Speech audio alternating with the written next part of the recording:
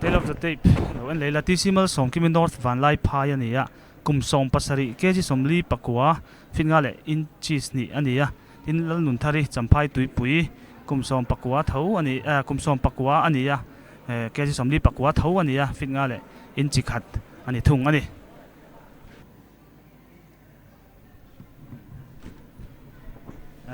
DC red 30 Mizoram may se boxer tra tein nek kan endo na di national Mizoram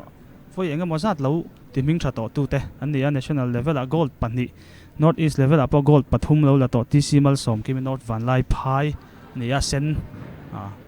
blue in an nor hal pang panga football thatak mangin red a tol sana 1-2 in red card luta run counter via blue kian red ding lam kha ava fu pei deuh chor mai tu na kan a fu pial deuh avoi ni na kha chu maro chu hetian en mei hi chuanin a blue kun nek nat mel jok tura hetia leimen tan chuanin ngai thei ania mor chu re thin nek na khop mai ari pei ri phei thop pa blue pon nek na tho tin combination khu om thei deuh zel combination in top trepa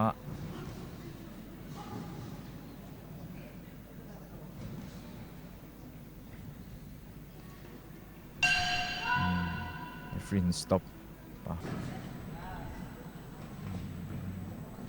right left hook in red can luta or blue can atong in kasia right car red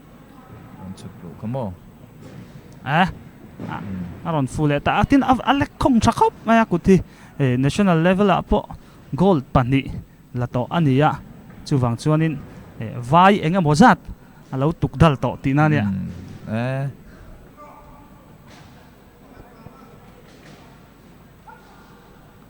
blue ki ka mu na chona khong dewin ka sia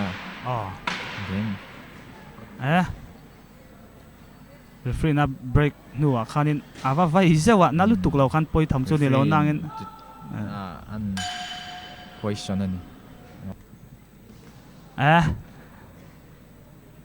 ava chu kau mai voi khat voi ni an combination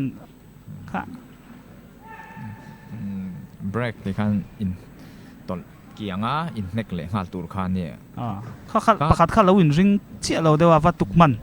atam tok kha chuan break ti hi stop mo hian ti thina hi boxer ten kan riat tur chu tin an la chaw lo hle mai boxer ten fit thani not Van Lai Pai ki nuaya le chunga combination in chawa chuting bokin blue ki azam mi lo he an head guard thi anok thei don ani ti mai ang bitte po hlia thei don ni na langa ni chin po khana ma sa po khanin ruat feli po khana khoi zau zau renga one three chu zata du blue ki chaw devem katia a che te pocket lem chonin a muang tran chho dewa tin a gat khitla deu to a in gat le thei lo mor su kha tu na po fat hol fu ani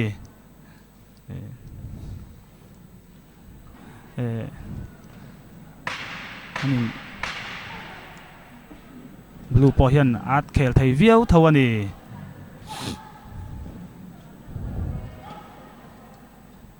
nuaya te chunga ten chu Silo agencies Misba Mega Boxing Samli Somli Pangabao sa Tumpak Luana Kaya Somli Pasari at ang sunga pakat inkar wait siya inek kanin so taka judge the point beg that to take it in judge number 1 30-27 judge number 2 30-27 judge number 3 30-27 in unanimous decision out of Zonet red corner TC Malsawmkimi North Van Lai Pai